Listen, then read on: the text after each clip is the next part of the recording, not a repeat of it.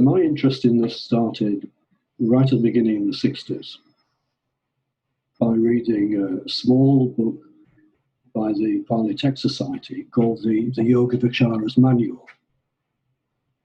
At that time, one of the translations was called Manual of a Mystic. And it was a very intriguing little book, but very difficult to understand. We didn't understand it. But there was enough in it to kind of resonate, and it left a kind of lingering curiosity.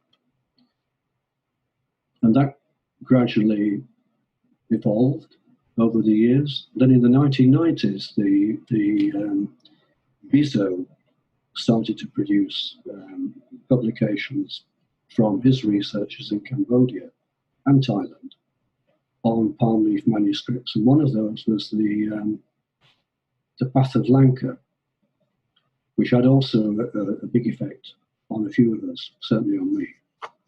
And those two books, the Yogāvacara's Manual and the Path of Lanka, give a pretty good idea of the main themes of the Yogāvacara, which are, the main themes are as listed here. The first one, the starting point, is invocation. The others are a strong focus on piti, energization, what it means, how to develop it. Then, of course, the jhanas, the rupa jhanas and the arupa jhanas. And finally, the path. So the Yogāvacara is describing the full path. And there's the first similarity to the Bhujangas. It's a slightly more practical approach for meditators, and particularly for teachers who like to be quite creative in the way they teach and adapt to their students. So today's talk then is on the first of these, invocation. That was an interesting slip. There are two words, invocation and evocation, and they both have the same Latin root of vocare, or vox, voice, giving voice. But the prefix makes a big difference. In or evocation or invocation. Evocation is like you come across something that is very evocative. It's sort of rather like reading the manual, the Yogāvacara's Manual. It's very evocative. But you don't really understand it, but it's evocative because it touches on something that at some level we already know. Whereas invocation comes from elsewhere, comes from outside. It has to be brought in. It's something we don't know yet, something new. And so invocation is quite a kind of magical term. You know, how does that work? How do you bring in something new? And you find parallels in most religions, in some form or another. There are always in religions ritual and esoteric practices which include invocation. You come across it as far back as in Egyptian books of the dead. You come across it in the Tibetan Book of the Dead. And then lots and lots of Indian and Tibetan tantras and mantras full of invocation. So the key theme in invocation is something new. And this is a really central question for meditators. How can we bring something entirely new into our experience that we never experienced before? Completely different to the way we normally work. You know, we think about something which leads to something else and something else. A continuous process of conditioned subject-object. Nothing really new. We may know a bit more, or we change a little bit of the knowledge, but new, anything new? Not really. So in Jhāna, this is where the first challenge comes, because you cannot think yourself into Jhāna, let alone the path. because they're quite different to anything in ordinary, everyday sensory consciousness. So we have to do it in a way sideways. And this is the interesting way that the Yogāvacara develops and the invocation develops. So invocation is the starting point. It's rather like sati was the starting point in the Bhujangas. It establishes a point, a reference point in time and space. So the two books that I mentioned, the Yogāvacara's manual and the Pathalanka, give a good idea of what's involved in the invocation. The Yogāvacara's manual starts off with something we're all familiar with. It is recollection of the Buddha, Namo Tassa, taking refuge, Iti Piso, Svagato, Sapatipanno, and then followed by chanting the Metta Sutta, loving kindness. That's exactly more or less what we've been doing in a very natural way over the last many, many years. Most of our practices start in that way. In the manual, this is then followed by a dedication of merit to teachers, supporters, mother, father, all beings, and finally, an aspiration towards Nibbana. The Pathalanka invocation is very similar, but it's in Khmer, whereas the manual is in Sinhala, maybe originally in Thai and Mon. But the Pathalanka is in Khmer is very, very similar, except that as well as the Sangha, it lists the people who have attained the path, the noble persons. So Tarpanas, stream enterers, Sakadagamin, once returners, Anagamin, non-returners, and Arahats. Then this is followed by a request for the twin Kamatan, Samatha and Vipassana. Again, this is a little bit different to the Yogāvacara's manual. They deal with it, but in a slightly different way, not particularly in the invocation. So the twin Kamatana is an interesting term. It means actually that Samatha and Vipassana are inextricably linked. Whereas in the reforms in the 50s, when it was claimed that Jhāna wasn't necessary, the result was to separate Samatha and Vipassana. Again, completely against the original teachings of the Buddha. So the invocation recognizes the twin Kamatana and requests that the teacher teaches the aspirants the twin Kamatana. Again, different to the manual version, there's a section that comes directly from the Mahanikai ordination ritual. And it's written out there, but I don't really particularly want to go into analysing in detail, except that the first part of the translation underneath, it mentions that the Master rejoices in the merits I have acquired, and the Master transfers to the merits he has acquired, which is actually important. It's talking about an equality of sharing, a kind of reciprocal relationship, ultimately going towards transmission or sharing, development towards the path, not so much a rigid hierarchy. And then the last part is a kind of confession of faults, very, very similar to what happens in the monkhood on the full moon day, when before reciting the Patimokkha, the rules for a monk, monks perform, after shaving their heads, a kind of ritual confession, one to another. Again, it doesn't matter particularly about the hierarchy. You just choose another monk, formulate the ritual confession of whatever you think you may have not attended to sufficiently in the previous month, then you reverse roles. And finally, the assembly of monks is ritually purified in that way and listens to the recitation of the Patimokkha. So in the invocation, it's like a kind of preparatory recollection of the lineage, teachers, and then a kind of preparation by purification before actually getting into the practices. So they're all written out in those two books. But it doesn't mean in practice someone learns them and has to recite them for any kind of practice. It might start like that. It might start, it's just a starting point. The words are only a starting point. Eventually it becomes much more setting in the mind a direction. It's more like a mental act. It establishes a direction just like Sati did in the Bhujangas.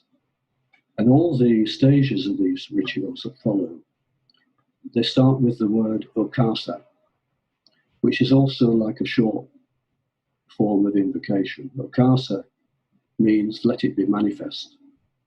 It's related to the same root of akasa, space, in the first Arupa Jhāna. So it's almost like letting something become manifest out of the primordial space.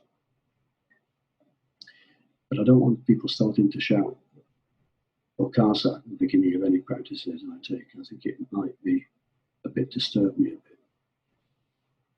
So you just do it quietly, in your mind.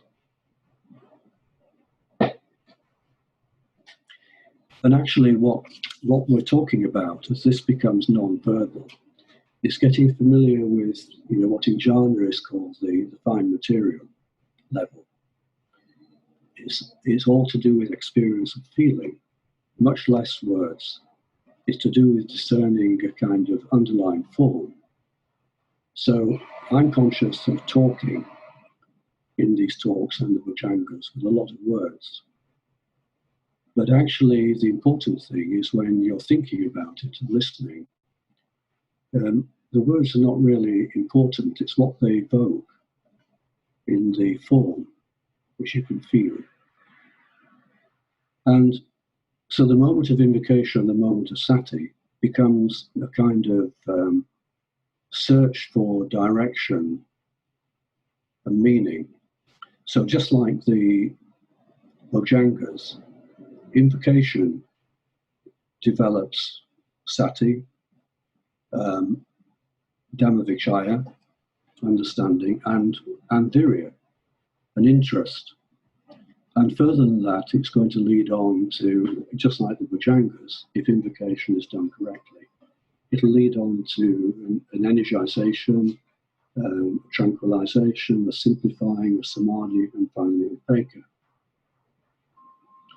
And again, there's something very intriguing about how you make a starting point, like sati in the Bhujangas, and invocation in the Yogāvacara. And already, as soon as we take that step, that mental act of setting up a starting point, at some level, there's an awareness of a completion. And this again is to do with the level of form. The sense of time is not as crude as in sensory consciousness. It's not limited to a linear order. So at some level, when we perform an invocation, you may be doing your own practice. You quietly recollect something very, very simple to give you a sense of direction. There's already a path unfolding ahead. And that's what we're talking about in these talks, how it all comes together, just like the Bhujangas came together. Another way of looking at it, probably the most simple way we experience invocation is if you think back to your first contact with your teacher. Normally at that point, and I'm sure many, probably most of you will remember your first contact, there's something which you connect to which is different to maybe what you've experienced before, and you become interested enough to want to learn more, enough to make a connection with that teacher and practice meditation. And of course, if the teacher has had some experience of the path, then you're very lucky, because you've already got the first stage almost done automatically, without any kind of thought, without any kind of reading. You may know nothing about Buddhism, And so that would be the simplest kind of level of invocation,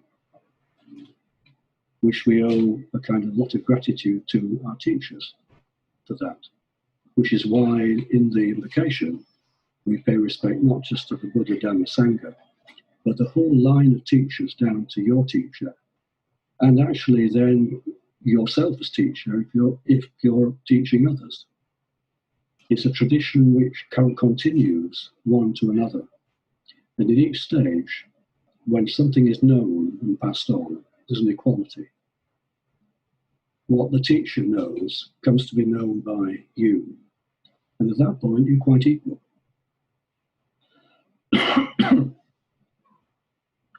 So,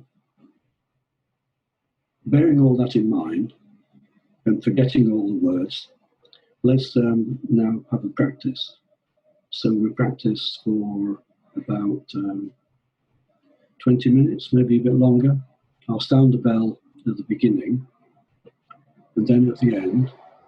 And at the end of the practice, I'd ask you to stay with the stillness before you open your eyes. Not think about what you've experienced, but feel it. And just feel it with curiosity and kind of Dhammavichaya, and you know where you've been. So do your own practice in whatever way you want, through the whatever length of breath you want. And then we'll maybe have some time for comments at the end.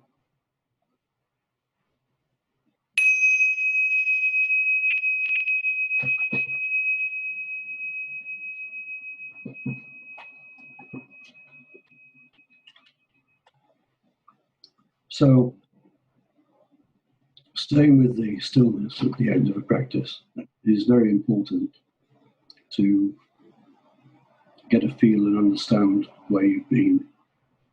It's also important because when you now come back to engaging with each other in this situation, if anything comes to mind that you want to voice, please do. And no need for anyone to respond, at least for the first 2 or 3, maybe even 4 comments. Usually it starts to all connect, and we take it from there. Well, it is quite scary to come forward and speak in this way on this in this form.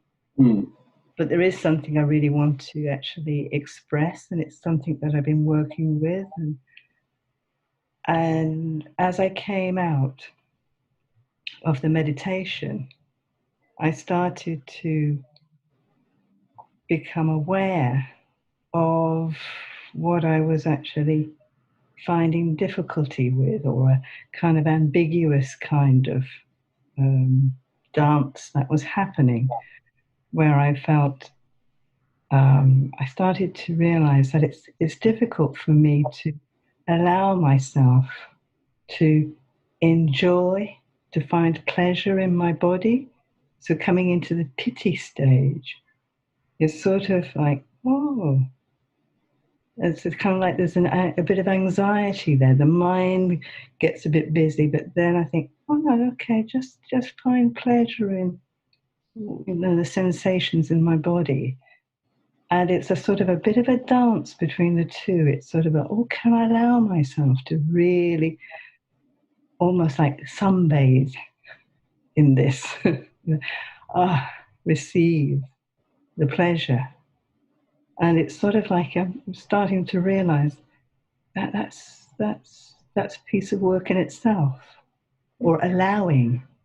It's a sort of allowing myself that pleasure, so I can really become more embodied. Does this make sense to you? So that's where I am.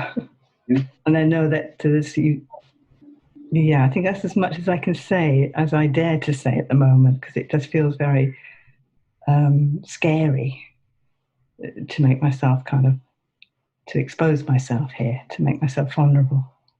Well, thank you for doing so, because for you and anyone else, you can be absolutely sure that whatever comes up after a group practice like that will be very relevant to pretty well everyone. So don't have any doubt about that. Thank you. Thank you. Okay, yeah, I'd not particularly come across the idea of invocation, but in practice I think I've kind of found myself doing something like that when I do the itipiso, where between each of the phrases I take a slow, long in-breath and then the next one. And it's kind of, it feels like it's a recollection, but it's also an invocation. It's an opening to something which kind of lifts the beginning of the practice. So it's kind of like an invocation.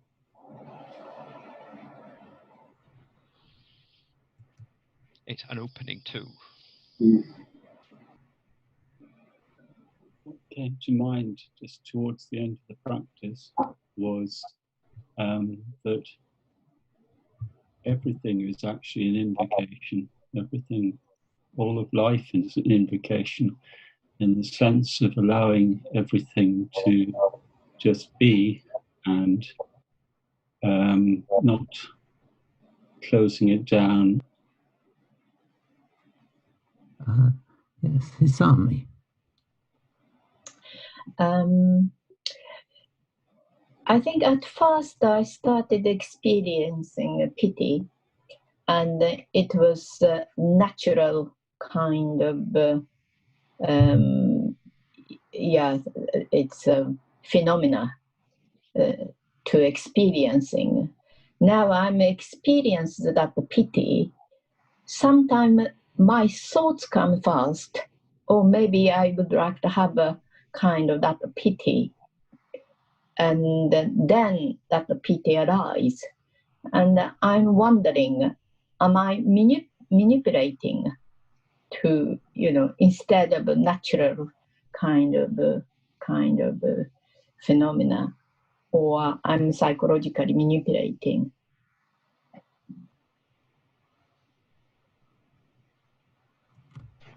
There was a thought came up in response to Chris, and I think it's also relevant to what Hisami said, that I was very struck, I have been struck in the past as well, by the fact that the invocation isn't just like a passive request for something to come.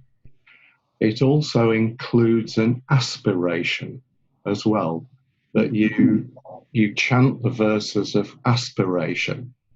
And interestingly, Paul didn't mention it with the thing about taking refuge in the invocation in the Yogāvacara's manual, that the refuge is slightly different to the way we normally take it, because there's an aspiration in that as well.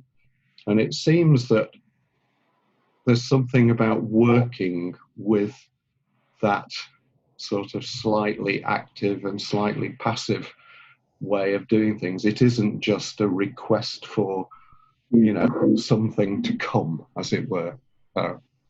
Just seemed relevant to mention.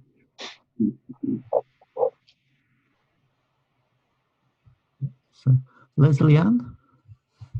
Hi, I wonder if you could help me. When we, not always, but when going through the stages, sometimes between touching and settling, I get a very warm feeling that sort of arises in my body. It's briefish, but it's warmness, and I think, oh, that's piti. I don't know. Some people have to tell me. It's a warmness, and then it comes, and then it goes. It's not there all the time. It's brief, but I feel it's joyful. Is that correct? Somebody indicate to me if it is. Or some other people have this experience? It sounds. Hello, Leslie Ann. Hi, Rosie. Nice to see you. It sounds like it to me. That's all I can say to you. Certainly my instinct says it sounds very much like it. Yeah, it's different for different people, isn't it, and how it manifests. So, but if it feels like it is, then it probably is.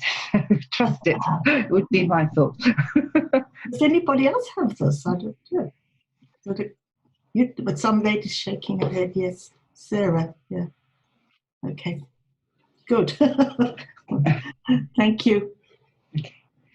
Could I add a comment as well, if there's nobody? Is that all right, Mark? Go ahead, Rosie. On a slightly different topic, but it was something I wanted to an observation or a sort of a sense I had was, and it was in connection with when I've been practicing, I've been doing a lot of Naibumans, sort of the Brahma Viharas, incorporating them into practice in various ways. So, linking counting and metta and following and compassion and mudita, sympathetic joy in the touching, and then equanimity in the settling. And it struck me this time, it's almost as though the counting is something like the way you talked about a link between sati and the invocation, and then at the following, what came up very much when the sense of compassion came up was the bit that you talked about with the monks, the forgiveness section, that it was almost like there's that beautiful going into the practice that can happen. It's sort of almost like there's a natural unfolding which enables you, if one lets it, to go in the right frame of mind, heart, and that's something to do with a link with what you were talking about. And so that when you get to the touching and the joy in one's actions, whether it's your own or other people's, it's almost like, so you can put down all past misdemeanors and all the rest of it. Sounds a bit Christian, doesn't it? But you put down all past misdemeanors and sort of be with all the good actions in cleanliness. Yeah, sort of was the thought that came really. And then in upekkha, equanimity in the settling, what will be kind of sense, although it's more active than that, isn't it? So. Yes, I was just wondering where Sangha comes into the invocation, because for me, these Saturday mornings, I do find that my practice is a good practice, whatever that is, but it feels really quite strong or deep or something. And I always have a very strong feeling towards all the good friends that I see on Zoom, and of course my teacher. And it seems to have an effect on my practice, is what I'm saying, I think. There seems to be some kind of, even through this, through the ether, as we're seeing each other, there seems to be some kind of strength or power or something that comes from being with people that I've known a long time and who are friends in practice. So I just wondered if, I was thinking in terms of that being part of the invocation in a way, the Sangha. Yeah, I think that's right. I mean, to begin with, right at the beginning, 50 years ago, we were very new to this. So we might have had connection, one or two of us, with Buddha, but then it all unfolds. And like I was describing, the first connection with your first teacher is the kind of very clean, very clear it kind of evokes something it connects between the two. Now I think what you're saying is absolutely right, Marjorie, that it's like a shortcut when we join a group like this, whether it's virtual or face to face in a shrine room. There's no doubt it is really helpful. It takes us straight to the lineage, which is what the invocation is really about. It's just another aspect where the Sangha carries it. And the same thing, the example I gave about the monks meeting every month to recite the Patimokkha. The first time I was part of that as a monk, I was really struck how you could have a completely mixed bag of characters among the monks. Some of them, very, very sincere, some of them very knowledgeable, but also some people who come in for all sorts of different reasons, maybe for the 3-month rains retreat. And there were even, some rather dubious characters, frankly, who come from escaping situations, domestic, debt, maybe the wars in Burma. But yet they shaved their head and then gone through the kind of ritual purification, confession that I was talking about. I couldn't really recognize them in the same way as who they were before. Suddenly it was a group of 200 monks, and it was the Sangha. And then you can see what the lineage is really about, protected by that monthly recitation of Patimokkha. We're in a different situation. This is a lay tradition, but we now have more than 50 years of all sorts of activities. And gradually from out of this, there's something that you can connect to, as you just said. And so there's already a kind of sense of this lineage. So it's not all that difficult to just to go there, just to connect to it. So thinking of the themes that people would be talking about, the comments are very helpful, thank you. I think there are two things. One is this one we're talking about now, to do with lineage. And also, as Ian and Chris were talking in different ways, Ian mentioned about aspiration.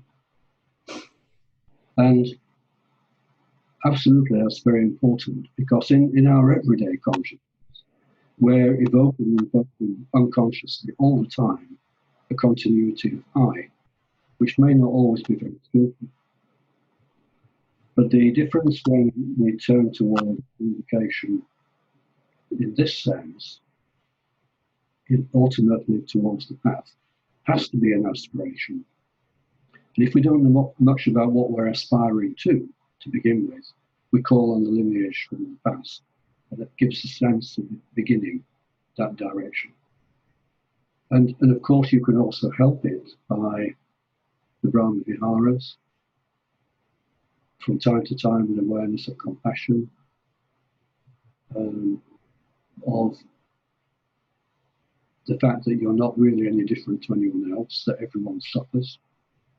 So the invocation is absolutely an aspiration different to the normal conditioning processes that determine direction of sensory consciousness. It's a stepping out of it.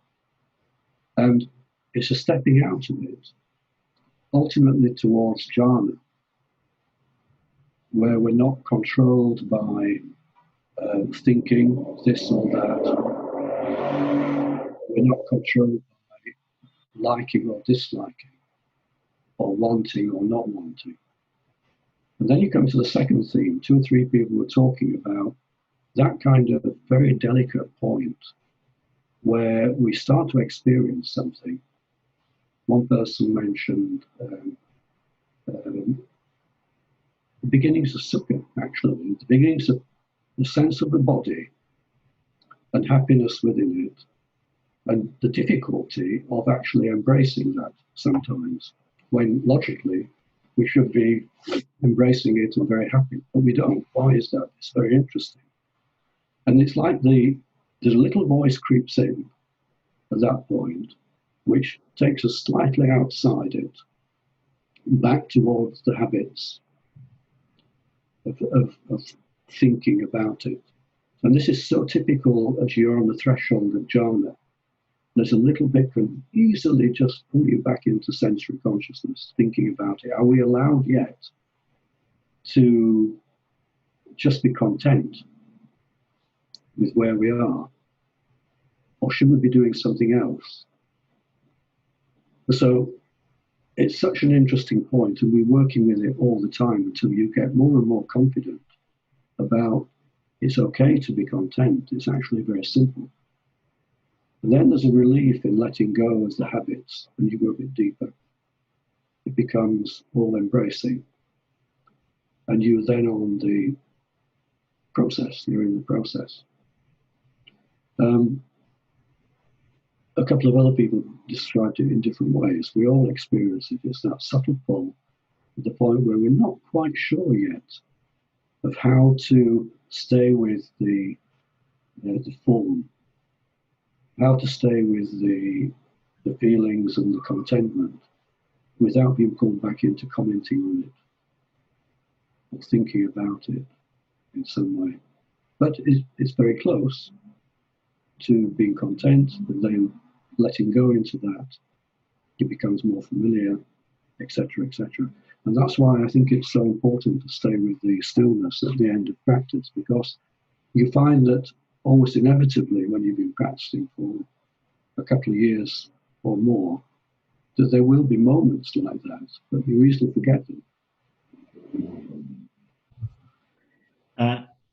Well, one thing that came to mind, actually, in what many people have said, has been the quality of adverting, the first of the masteries, and that almost invocation is a way, and actually what Paul was just saying about the sort of teetering on the edge and that little voice, adverting is when the voice stops and you just go in.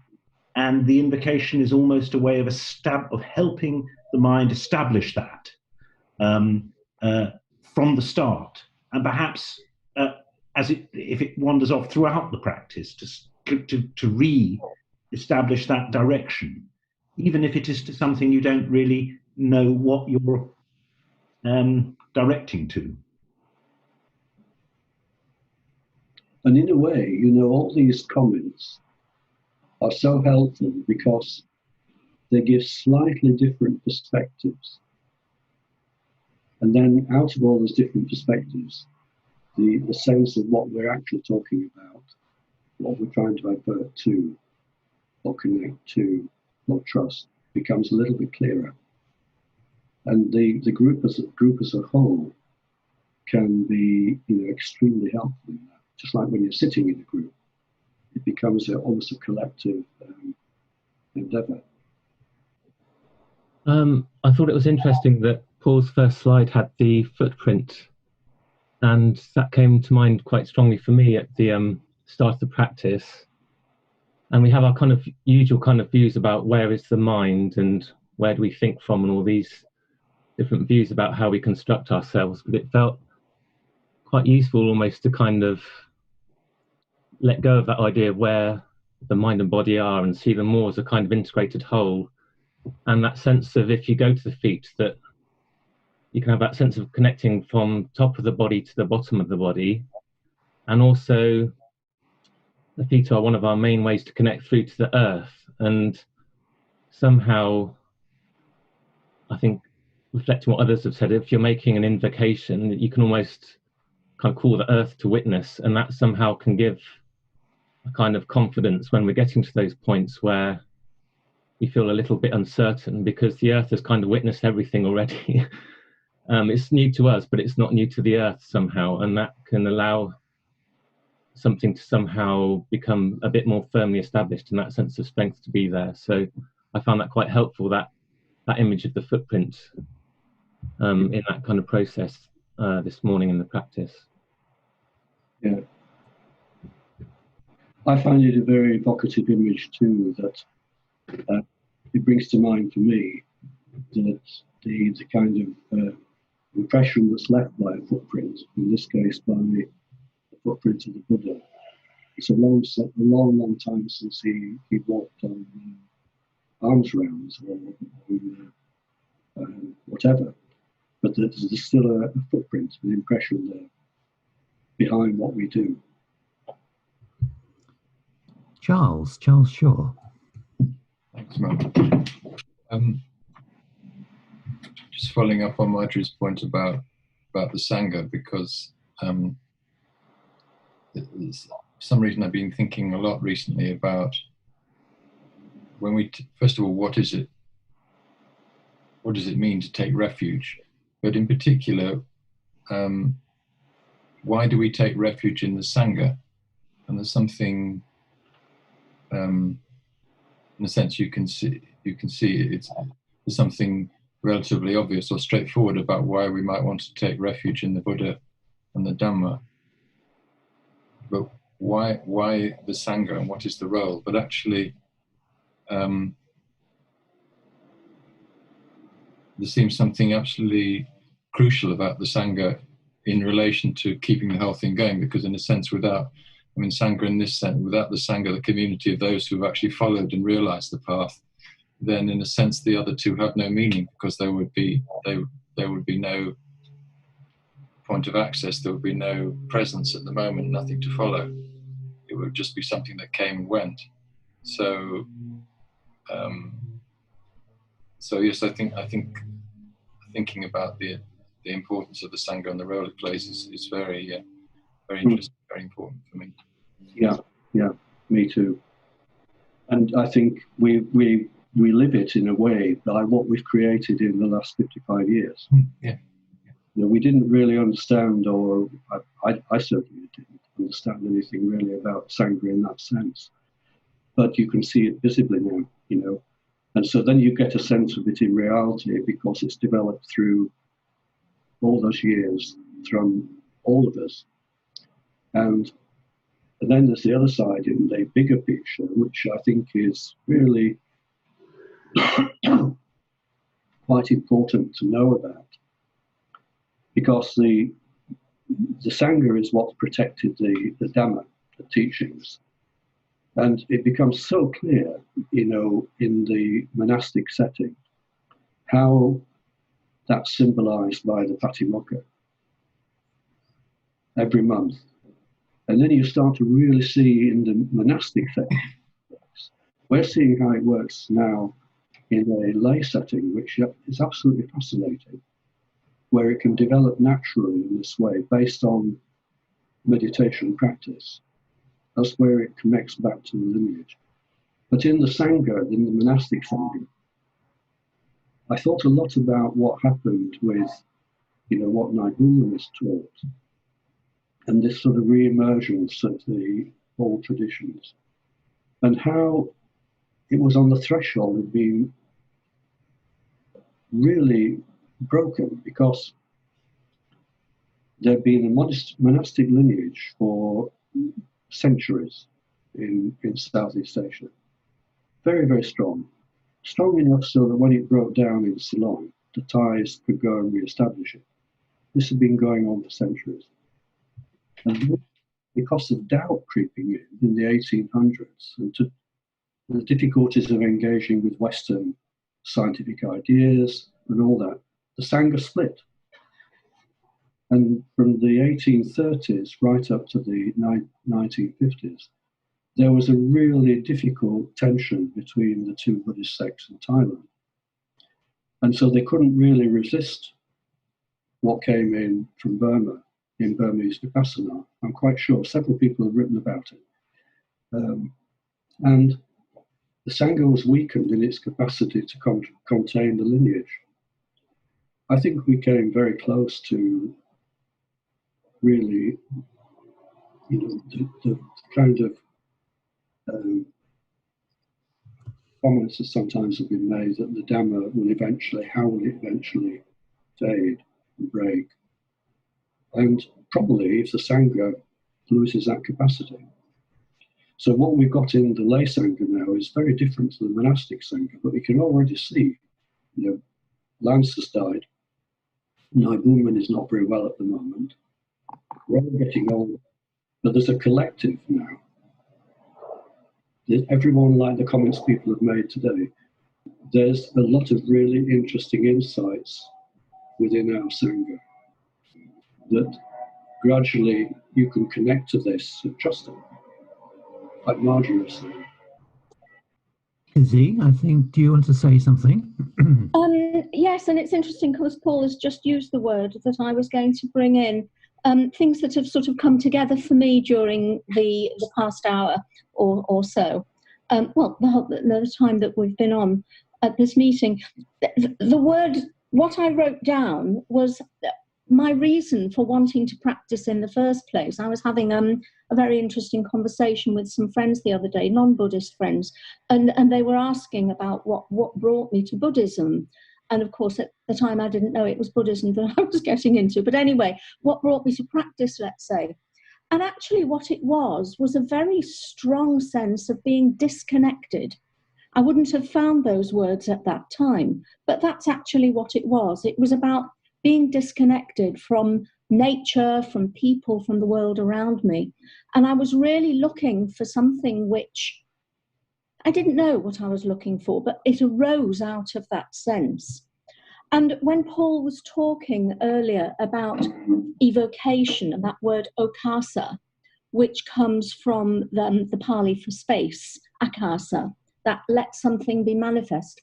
For me, that's something that's really resonated today, because Paul used a phrase and I didn't write it down, but it was something along the lines of you're evoking a strong wish, a strong, Ian talked about it in terms of it's not just passive, it involves something from within, as it were, a connection with a wish for something to be manifest. And I think Paul said something like, out of the space from which all arises, something along those lines. And again, in contrast to Gwil, who's talking about the earth, now I'm just bringing in the space thing, that sort of, that evocation of that, because what that seems to me to bring about is a sense of non-separation or connection.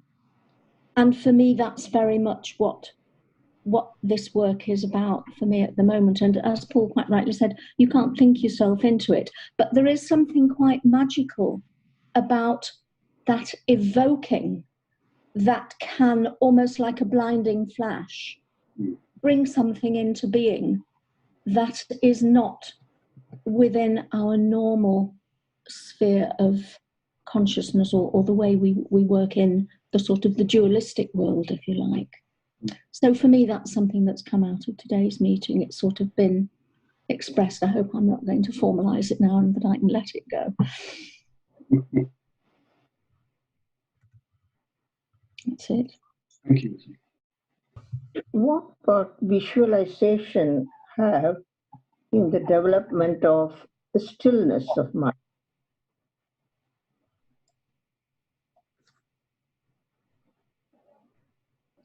Could you say that again?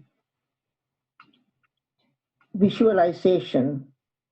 What part it plays in developing stillness? Does it have much part? Visualization. Visualization of anything in particular? Anything to develop stillness of mind.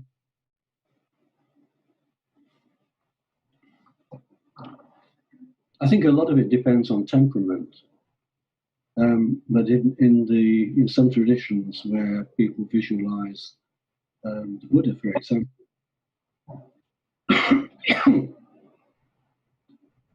you may start with maybe quite a difficult cognitive exercise, but as you get familiar with maybe gazing at a Buddha image, the point where you connect to it is where there's a feeling connection, rather like Isabel was just saying. You might connect to, for example, something in the posture of a Buddha image might give you a sense of real strength and stillness. And then if you allow that to simply be and become one with the experience, that's the connection that Isabel was talking about, then that for some people is a way into feeling connected to evoke stillness. And this is why I'm quite sure in some traditions, particularly Tibetan traditions, it's a big part of the practices. In the Yogāvacara too, for example, but before I say what I was going to give as an example, I think with visualization, it's probably quite important for most of us to go through the basics preparatory stages, for example, of counting, following, touching, and second. Because otherwise, if we're not sufficiently disengaged from thinking and labeling and judging, visualization is actually quite difficult. It becomes partly recognition in a cognitive sense. But if you turn to it after you've got some experience of the basic practice, it becomes quite different. It becomes an evocation, whatever. I could be either, of taking in some quality to your practice. You know, in the same way that we into the Brahma Viharas, which is a kind of invocation, we're recollecting something or someone that has the quality of metta or compassion, and we take that in. And so, yeah, it can be very, very, very helpful. In the Yogāvacara, since we're talking about the Yogāvacara, it also has its role, particularly at the point of, we'll talk about in a few weeks' time, particularly at the point of how does the path arise? I mean, it's one thing to think about Jhāna, which we'll be doing over the next few talks. How do we allow ourselves to move towards Jhāna? We can't think ourselves into it. With the path, even more important question, how does the path arise? But there's a point at which the path arises beyond the whole process of invocation and practice, which is called conformity. And it's rather like meditating on the Buddha, but it happens in a more subtle way in meditation. But in meditating on the Buddha, if you grasp the whole quality of the Buddha image in all its aspects, then it may lead to an experience where the meditator becomes almost a Buddha. It becomes a felt experience where nothing is wrong. No question is unanswered. And at that point, it may become real. I don't know if that helps. Francis? Yes, I was just thinking, and it kind of reflects really what other people have said, that in a sense the invocation is to do with making a connection to something, and perhaps to the lineage, but how you make that connection.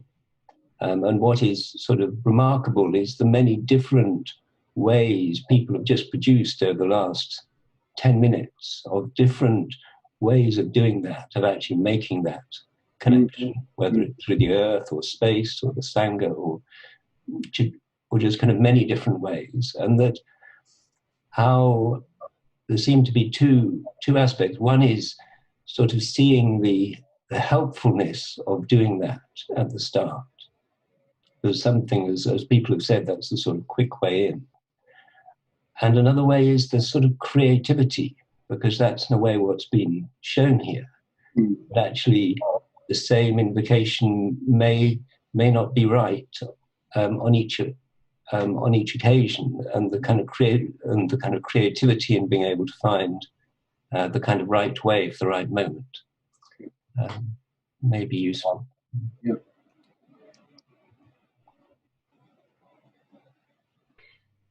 Yeah. Just maybe adding another way, perhaps, of making that connection together with all the other things that people have mentioned. I found it quite useful over the last few weeks to bring about or bring to mind the experience of stillness, or the experience of having had that contact with what is kind of fine material, I suppose, by bringing either the actual experience to mind, or bringing to mind perhaps the place where it was experienced. And that, I don't know if you'd call it evocation or invocation, but it seems to have that similar effect of making the connection. I think once you've got a glimpse of something, it becomes a mixture of invocation and evocation. You can evoke something when you're familiar with it very quickly and go there. I think the creativity that you're talking about, Francis, is really, really interesting too. Because I don't know whether, I'm sure other people have noticed that the more you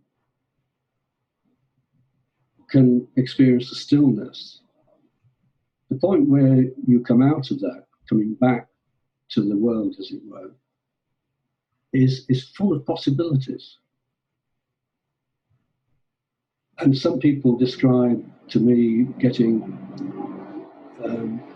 very, very interesting, very creative ideas, sometimes very practical creative ideas too, but it's something like the stillness, and then coming out of it is so wide open that depending on what question comes in, it can be just a really creative space. In comparison to the difficulty we have in everyday life, where we're mostly much more restricted in the space we live in. So we might make an attempt to be creative, but it's quite limited compared to the kind of complete openness after that contact with stillness and meditation. And I guess another parallel is that's also saying something about how samatha is related to vipassana. Vipassana is ultimately extremely creative. If it's something totally new that's never been experienced before, you can't be more creative than that. Maybe. Isn't that maybe a good point to end? Because all the comments as I feel them and experience them is just right.